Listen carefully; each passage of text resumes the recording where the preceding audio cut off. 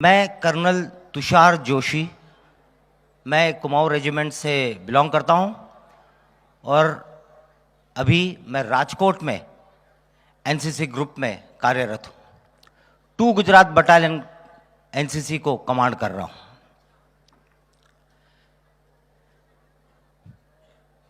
ये मेरा एक अनुभव जो कि गुजरात प्रदेश से काफी संबंध रखता है, ये है गांधीनगर के अक्षरधाम मंदिर का। आपने सुना होगा 2002 सितंबर 24 तारीख को वहां पर 2 आतंकवादियों ने मंदिर में हमला किया था, जिसमें 50-60 लोगों को मार दिया गया था बेरहमी से और करीब 80 लोगों को हॉस्टेज ले लिया था।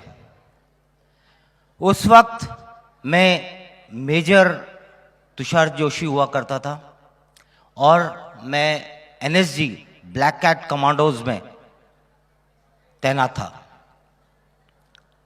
स्क्वाड्रन कमांडर था वहां पर 2 स्क्वाड्रन का, जो कि एक ब्लैक कैट कमांडो का एक स्क्वाड्रन होता है। उस दौरान तब मैं मानेसर हरियाणा में वहां पे पोस्टेड था। जब ये कांड हुआ उस वक्त हम लोग मानेसर में थे। मैं अपने कुछ शाम के परेड के बाद, जैसे आपके अभी ये शाम जो परेड होती है इस तरह की कुछ परेड थी हमारी, वो करके घर पहुंचा ही था। आते ही खबर मिली मेरे रेडियो सेट पे, मेरे फोन पे, तब तो मोबाइल नहीं होता था, कि इस तरह से कुछ अटैक हुआ है और आपने निकलना है। मैं अलर्ट स्क्वाड्रन कमांडर था। मैं जिस हालात में था उसी हालात में घर से निकला और सीधा पालम एयरपोर्ट दिल्ली के लिए रवाना हुआ। साथ में मेरी टुकड़ी जो थी वो भी अपने हमारी गाड़ियों में बैठ के एयरपोर्ट पे पहुंच गई। वहां पर हमारे लिए फौजी जो प्लेन होता है IL-76 वो तैयार था। हम उसमें बैठ के हम सीधा अहमदाबाद पहुंचे। अहमदाबाद पहुंचते ही वहां पर हमारे पास हमारे लिए पुलिस की गाड़ियां आ गई थी लेने के लिए, और हम तुरंत वहां से गांधीनगर अक्षरधाम पहुंचे। और हवाई जहाज के दौरान मैंने अपने कमांडोज को ब्रीफ किया।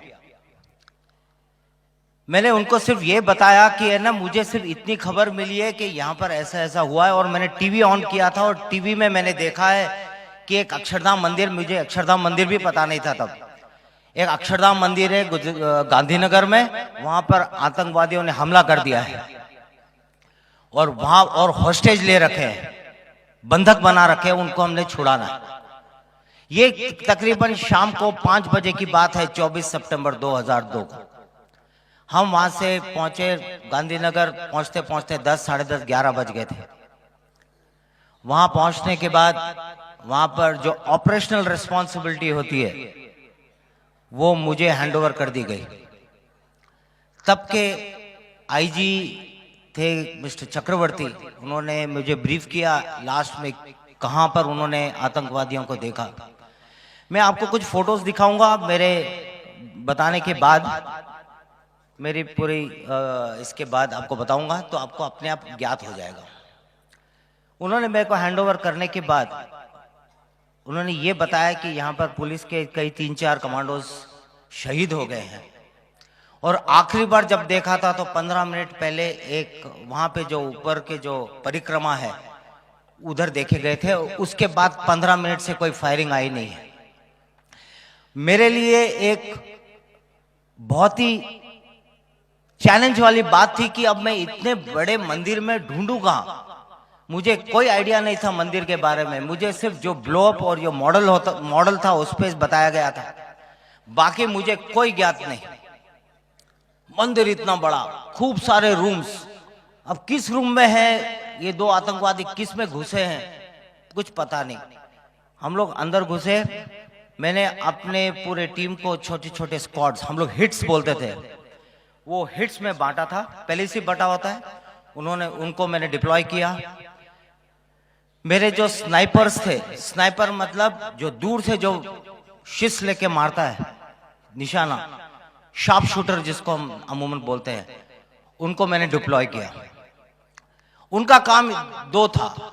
एक, कहीं दिखता है मिलिटेंट आतंकवादी टेररिस्ट को जो बोल, जो दिखता है तो उसको क्लियर कट अगर दिखता है तो उसको स्नाइप करना, उसको वहीं के वहीं मार देना। पर ध्यान में रखे कि कोई उसके साथ कोलैटरल डैमेज ना हो। कोलैटरल डैमेज मतलब उसके साथ और कोई नुकसान ना हो। और दूसरा टास्क था उसका सर्विलेंस, नजर रखना। इनको मैंने मुनासिब जगह पे मैंने डिप्लॉय किया और मेरे हिट्स बाएं से और कुछ हिट्स दाहिने से ये सर्च करना शुरू किया।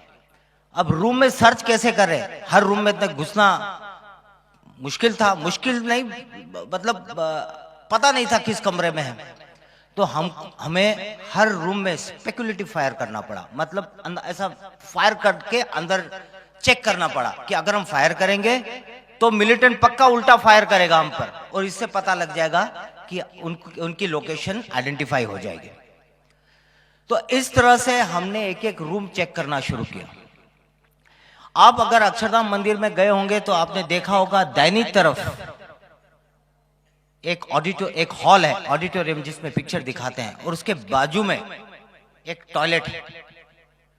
आप अगली बार कब जाओगे तब ध्यान रखना मेरी बात। जब अंदर घुसते हैं दाहिनी तरफ के फ्लैंक में एक ऑडिटोरियम है जहां पर पिक्चर दिखाई जाती है स्वामी नारायण जी के ऊपर, उसके बाजू में एक टॉयलेट है। जब सर्च कर रहे थे तो सर्च करते करते जब वो टॉयलेट के अंदर मेरी एक फर्स्ट और सेकंड मैन की एंट्री हुई, फायर करते करते अंदर से रिटर्न रिटेलिटरी फायर आया। फायर आते ही समझ गए कि अभी इसमें है। अंदर जब उन्होंने अंदर फ्लैश बैंग डाला। फ्लैश बैंग यानी एक ग्रेनेड होता है जिससे अंदर डालते ही वो खूब लाइट करता है, जिससे आंखें धुंधली अंधकार छा जाता है, और उसी का फायदा लेकर हमारे कमांडोस मारते हैं। जब ये किया तभी मेरे रेडियो सेट पे मैसेज आया कि ये मिलिटेंट जो टॉयलेट में छुपा था वो बाहर के दरवाजे से मंदिर की बाहर की तरफ निकल गया है। क्योंकि जो बाथरूम था एक तो अंदर की तरफ से दरवाजा था, एक बाहर के दरवाजे से था, एक बाहर की तरफ दरवाजा था जो सफाई वगैरह के लिए इस्तेमाल किया जाता था, वहां से वो बाहर निकल गया था। पर बाहर मेरा कॉर्डन था, जिन्होंने कॉर्डन मतलब जो घेरा लगाता है, वो जो कॉर्डन था उन्होंने उसको पिन डाउन कर दिया था, और वहां पर बैटल लड़ाई चल रही थी उसके साथ। वो पेड़ों के उसके बाहर अब देखोगे तो वहां पर एक नर्सरी थी। वो नर्सरी के पेड़ों में आड़ में छुपा हुआ था, और वहां पर सिर्फ मंदिर के जो बाहर की लाइटें थी, ये मैं टाइम बता दूं, रात के 1-2 बज रहे थे। जब मैं अपनी जो मेरी जो टीम थी, छोटी हिट थी, मेरे साथ भी 4 कमांडोस थे, हम उसको लेके मैं बाहर गया क्योंकि मेरा उस पोजीशन में रहना जरूरी था। तो उसके पास में एक छोटी सी दीवार थी, उस दीवार के पीछे मैं चला गया अपने हिट के साथ। आपने देखा होगा बाहर की तरफ, पीछे की तरफ जहां पर पुतले बनते हैं, स्कल्पचर्स बनते हैं, तो वो इलाका था। तो उस इलाके में मैं जाके दीवार के पीछे मैंने आड़ लिया, कवर लिया। वहां से मेरे को हमारे जवान, हमारे कमांडोज का और उस आतंकवादी का फायर, ये हमको मेरे को दिख रहा था। जब मैं उसके लाइन में आया, बिल्कुल उसके सामने आया, लेकिन दीवार के पीछे, मैंने तभी उसको स्पॉट कर लिया उसके फ्लैश के कारण। जो AK-47 फायर कर रहा था, AK-47 के फ्लैश से उसको स्पॉट कर लिया। अभी सिर्फ ये था कि बाकी इस बीच फायर करते करते मेरे एक JCO साहब, उनको गोली लगी और वो उनको इवैक्यूएट करना पड़ा, क्योंकि मिलिटेंट था, वो आतंकवादी था, उसका तो कोई निशान नहीं, वो तो बस अंधाधुंध फायर कर रहा था, जहां पर आवाज आई वहां फायर करता जा रहा था। उसमें मेरे एक JCO साहब थे, उनको गोली लग गई, उनको इवैक्यूएट कर दिया गया। वो पोजीशन फिर मैंने ली और उसको ऑब्जर्व किया। मैंने बोला अभी सब, मैंने रेडियो सेट पे अपना पास किया कि अभी कोई फायर नहीं करेगा, शांत रहो। मैंने उसको स्पॉट कर लिया है, आप अपने अपने जगह पे रहो, और अगर भागने की कोशिश करता है तब मारना है, तब तक नहीं। क्योंकि मेरा इरादा था अभी इंटरवीन करने का, अंदर घुसने का, क्योंकि ऐसे वो मारेगा तो और मेरे 3-4 लोगों को ले जाएगा। तो मेरे साथ मेरा एक बडी था, उसका नाम था सुरजन सिंह भंडारी। आपने कई सुना होगा वो अक्षरधाम, आप तो बच्चे तब तो पैदा भी नहीं हुए होंगे, जो स्वामी जी होंगे और बाकी के जो बुजुर्ग होंगे उनको पता होगा। उसके कई 1 साल तक एक सुरजन सिंह भंडारी अक्षरधाम कमांडो अहमदाबाद हॉस्पिटल में कोमा में है, ये आपने कई बार पढ़ा होगा, सुना होगा। ये वही जवान था, वो मेरे साथ मेरा बडी था। मैंने उसके ऊपर नजर रखा, उस मिलिटेंट के ऊपर, उसके फ्लैश के ऊपर। मेरी नजर सिर्फ फ्लैश के ऊपर थी कि उसको स्पॉट करना था।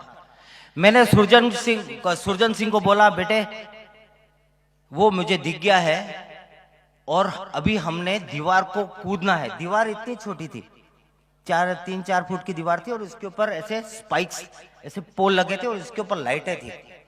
मैं यहाँ पर एनवीडी से, नाइट विजन डिवाइस से भी नहीं देख सकता था, क्योंकि वो लाइट का जब नाइट विजन डिवाइस पे पड़ता है तो वो इफेक्टिव नहीं होता है।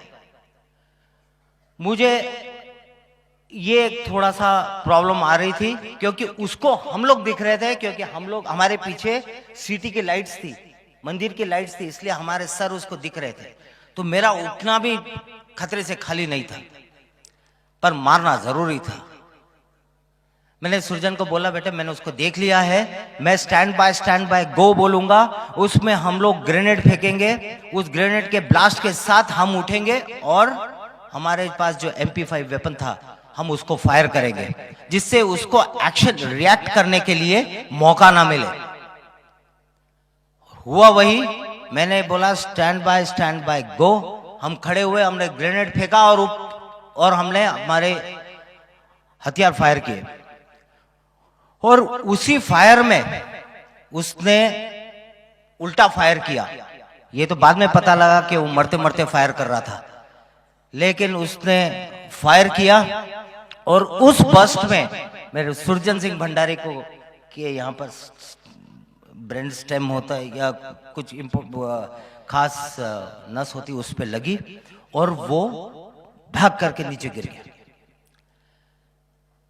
और उसी बस्ट में उसको यहां लगी और मुझे गर्दन पे लगी, यहां काट के चले गया।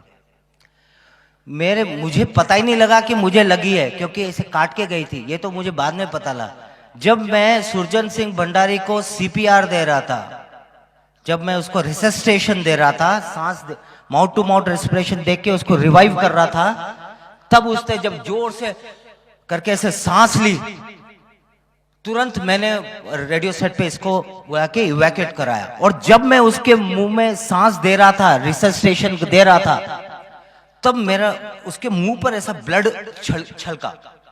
ये ब्लड कहां से आया मुझे समझ में ना आया।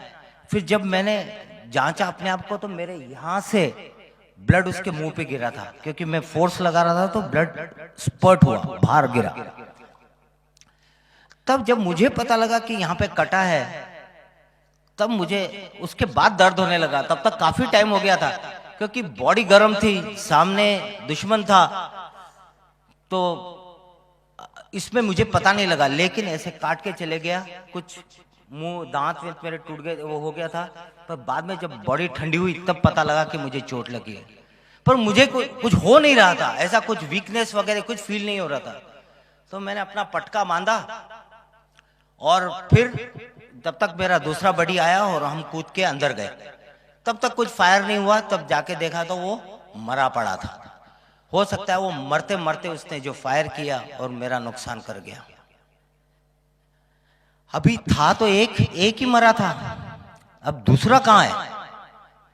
दूसरा ढूंढना और मुश्किल हो गया, क्योंकि ये भी खबर मिली थी कि करीब 80 लोगों को उसने बंधक लिया है।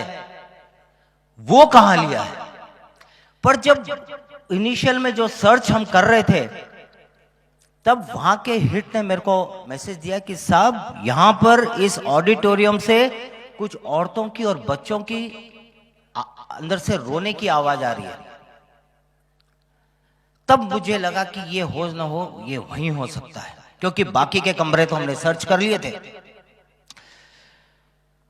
मेरी टीम उस कमरे को कॉर्डन कर लिया, एक बाहर का कॉर्डन लगा था, क्लोज इन हो गए, पास में पहुंचे। मेरे स्नाइपर्स जो मैंने शुरू में बताया, जो सर्वेलेंस कर रहे थे, उनको मैंने थोड़ा सा रीएडजस्ट किया और उनको बोला कि उस दरवाजे पे नजर रखो, कोई खबर कुछ होता है तो, क्योंकि मैं देख नहीं पा रहा था, क्योंकि मैं आड़ में था। तो वहां से ऊपर जहां स्नाइपर लगाया था, वहां से वो सर्वेलेंस कर रहे थे। इतने देर में मैंने सबको बता दिया कि अभी इसके साथ उस टेररिस्ट को बाहर कैसे निकालें, ये एक जरूरी था। ये जरूरी था कि अगर नॉर्मल अमूमन हमारी जो ड्रिल होती है, हमारा जो तरीका होता है कि दरवाजा में ब्लास्ट किया और अंदर गए और मारा, ये हम यहां पर नहीं कर सकते थे, क्योंकि अंदर सिविलियन बंधक थे। हमारे इस कार्रवाई के कारण हम कोई नुकसान न पहुंचाए, ये एक टेंशन था। ये एक खास मतलब बहुत ही जरूरी था कि हम सिर्फ टेररिस्ट को ही मारे, कोई कोलैटरल डैमेज ना हो। तो ये दिमाग में रखते हुए मुझे थोड़ा सा खेल खेलना पड़ा। उसको हम बोलते हैं साइकोलॉजिकल ऑप्स, साइऑप्स, उसके मन से खेलना। मैंने सारे जितने फायरिंग अभी तक चल रही थी सब मैंने बंद करवा दी। मैंने कह दिया अभी कोई फायर नहीं होगा, शांत बिल्कुल। मैंने रेडियो सेट पे पास कर दिया, सब शांत रहो, और ऐसा होना चाहिए कि कोई आवाज ही नहीं आए, कुछ भी ना आए। और इतनी देर में मैं और मेरा जो दूसरा बड़ी आ गया था सुरजन सिंह के बदले में, हम लोग ऊपर गए। वहां से एक सीढ़ी थी, एक जो रिपेयर मेंटेनेंस के लिए जो ऐसी क्रेन होती है, ऐसी सीढ़ी जो ऐसे ऐसे लंबी होती है, तो उस पे चढ़ के हम लोग छत पे गए। छत पे जाने के बाद वहां पर हमने अपनी इक्विपमेंट बांधा।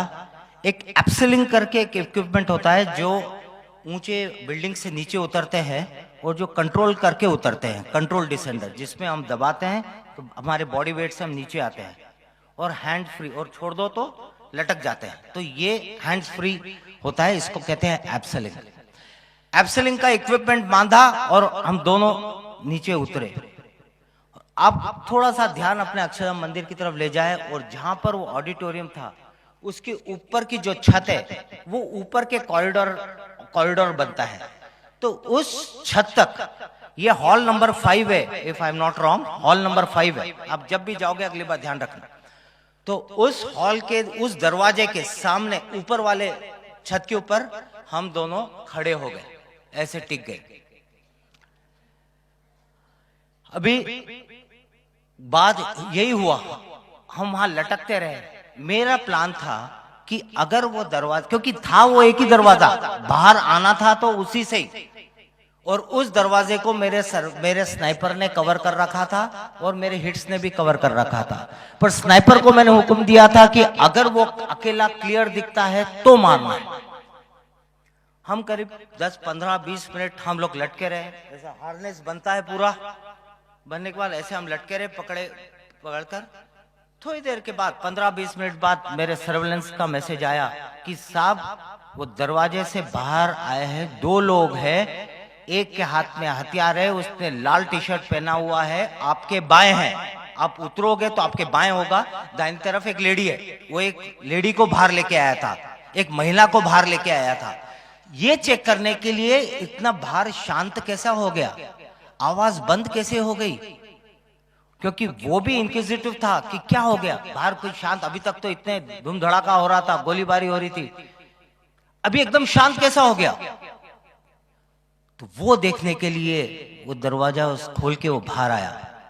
और वो कॉरिडोर की चौड़ाई कितनी होगी, इतनी, एक 4 मीटर 5 मीटर बस। मैं उसके मेरा प्लान था उसके सामने उतरकर उसको मारने का। लेकिन जैसे ही मेरे साथ जो था उसका नाम था दुर्गा, मैंने उसको बोला दुर्गा तेरे को डर तो नहीं लग रहा है? तो बोला साहब आप हो मेरे साथ, मुझे डर किस बात का।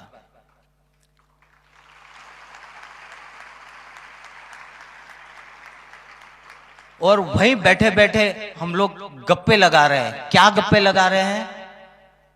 मैं उस वक्त ये हालात थी जो अभी हमारे जो डॉक्टर विक्रम एक्स डीजीपी जो बता के गए कि लड़ाई के पहले गोली तैयार रहती है, अगर तुम्हारी नाम पे गोली बनी नहीं है तो कोई तुम्हें मार नहीं सकता। यही बात थी। मैंने दुर्गा को बोला बेटे अभी हम उतर रहे हैं, डरना मत। अरे नहीं साहब आप हो मेरे साथ, मुझे डर नहीं। लेकिन एक बात बताऊं, डर तो मुझे भी लग रहा था क्योंकि मैं इंसान हूं, लेकिन हमारी ट्रेनिंग ने यह बताया कि डर के आगे भी जीत है। डरते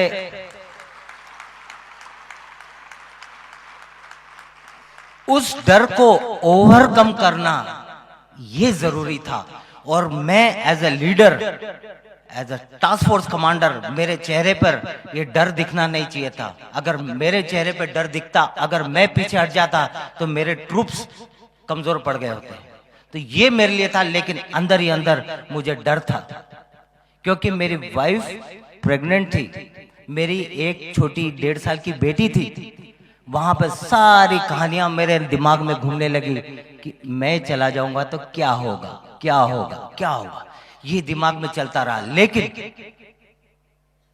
मैंने ये सब दिमाग से हटाया और मैंने दुर्गा को बोला बेटे वहीं लटके लटके हम बात कर रहे हैं, धीरे धीरे धीरे, क्योंकि हमको उसका इंतजार करना था। मैंने बोला उस वक्त ना मैं सिगरेट पीता था, तब यंग था, कभी सिगरेट विगरेट पीता था। तो मैंने उसको बोला बेटे अगर मेरे को कुछ हो जाए तो मेम साहब को मत बताना कि मैं सिगरेट पीता था।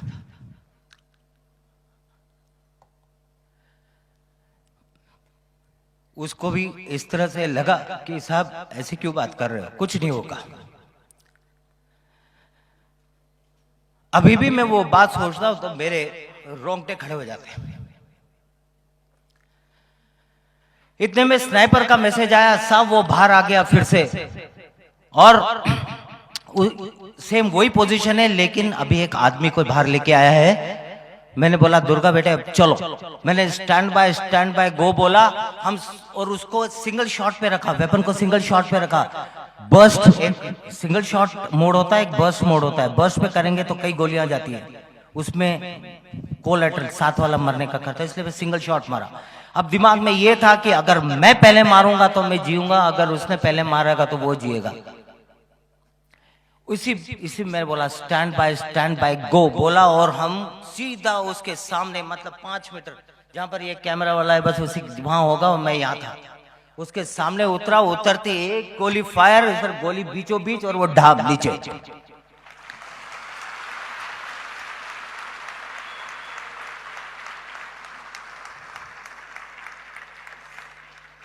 और उस वक्त जब मैंने उसको मारा मुझे पता नहीं लगा, मतलब, और जो मेरे पैर तब भी लटपट कर रहे थे, अभी भी कर रहे हैं, क्योंकि वो जो सीन अभी मैं देख रहा हूं याद आता है तो मेरे को एकदम वो। और जैसे ही वो गिरा मेरे बाकी के ट्रूप्स आए और उसकी बॉडी पकड़ के खींचे, वो तहीं के ऑन द स्पॉट मारा। मैं आपको फोटो दिखाऊंगा उसका, ऑन द स्पॉट उसको बाहर साइड में खींचा और वो लेडी को लेके आए। फिर अंदर दरवाजा खोल के अंदर गए तो अंदर 70-80 लोग, महिलाएं, बच्चे, छोटे बच्चे, और कितने करीब 5-6-8 घंटे से अंदर बंदे थे। छोटे छोटे बेबीज, दूध पीने वाले बच्चे, माताएं, मतलब वहां पे गंदगी हो चुकी थी, बूढ़े, मतलब इतना गंदा कर रखा। तो बेचारे करे तो क्या, वो हालात भी ऐसे थे। उन सबको हमने बाहर निकाला, बाहर तुरंत। ये सब तब हुआ जब मेरे ये मैंने अपना कपड़ा बांध रखा था, और लकीली मेरे को इतना कुछ हो नहीं रहा था। ये ऊपर वाले की मेहरबानी की मेरे को उतनी ताकत थी आखिर तक। ये सब गया, फिर उनको हमने बाहर निकाला। फिर उसके बाद सर्च ऑपरेशन शुरू हुआ। जब सर्च ऑपरेशन शुरू हुआ तो उसके बाद हमको 2-4 मैगजीन्स मिले जिसमें एम्यूनिशन फुल था।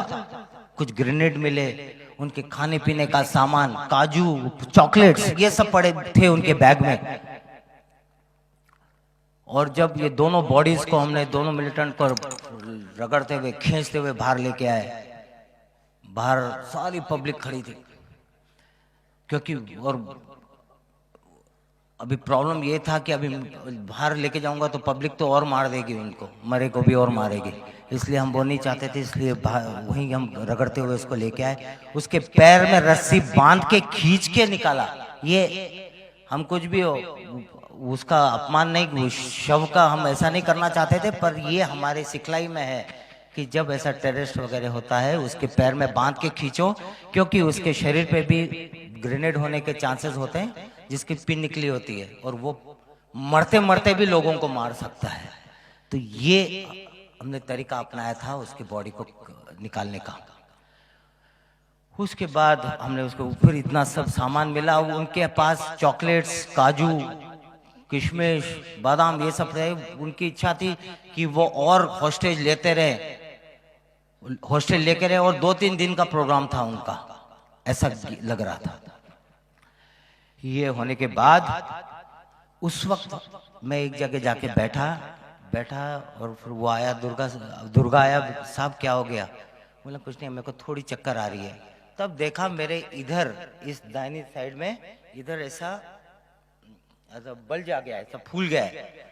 फिर जब ऐसा दबाया तो ऐसा कुछ ऐसा लग रहा था कुछ ब्लीडिंग हुई है। तो बाहर कई डॉक्टर आ गए थे, कई मेडिकल, यही खासियत है गुजरात की, ऐसा कुछ हुआ तो सारे के सारे मदद के लिए पहुंच गए। जितने डॉक्टर थे सबने अपने स्टॉल लगा दिए थे,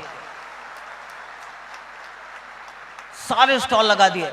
मेरे को तुरंत वहां से बाहर लेके गए, एक सर्जन थे, उन्होंने जस्ट देखा, उन्होंने फिर वो क्या ने बोला इंटरनल ब्लीडिंग है, और फिर करके मेरे को अहमदाबाद हॉस्पिटल में इवैक्यूएट किया। वहां जाके जो ब्लड फ्लश आउट कर सकते थे जो भी किया उन्होंने, मेरे को डॉक्टर भूने पर जो कुछ मेरे ऊपर एडमिनिस्टर किया, और वो उसके बाद कुछ नहीं, मैं वहाँ पे मीडिया वाले पहुँच गए, तो पर मैं उस हालात में था नहीं बोलने के, पर वहाँ से मुझे प्लेन में मेरे को इवैक्यूएट कर दिया गया दिल्ली के हमारे रिसर्च एंड रेफरल हॉस्पिटल में। तो इस तरह से ये हमारा ऑपरेशन हुआ। अभी ये पूरी जो कहानी मैंने जो बताई आपको, ये कहानी तो क्या मतलब मेरे साथ हुआ है। उसके बाद जब हमने उनके सामान को टटोला, ये तो खैर मुझे बाद में पता लगा, पर जब हमने सामान देखा उसमें कई ऐसी चीजें, एक लेटर मिला उर्दू में लिखा हुआ, वो हमने पढ़वाया, तो उसमें पता लगा कि ये उन्होंने गोधरा का रिवेंज लेने के लिए किया था, क्योंकि गोधरा का करीब मार्च अप्रैल में कुछ हुआ था और ये सितंबर में हुआ था उसी साल 2002 में।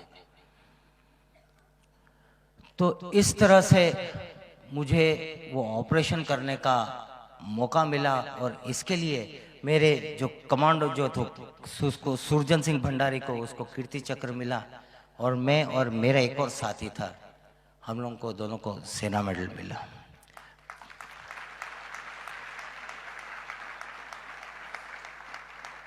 मेरे को एक चीज कहना है कि हमारे हिंदुस्तान की फौज के जो अफसर, जवान, जेसीओस जो है, ये बहादुर है। ये बाहर से तो दिखता ही है, लेकिन मैं अंदर रहकर मैं बता सकता हूं, कभी अपनी ड्यूटी और कहीं इसके लिए आपने कभी उनको आनाकानी करते हुए कभी नहीं देखा होगा। पीस टाइम हो, फील्ड में हो, कुछ भी। और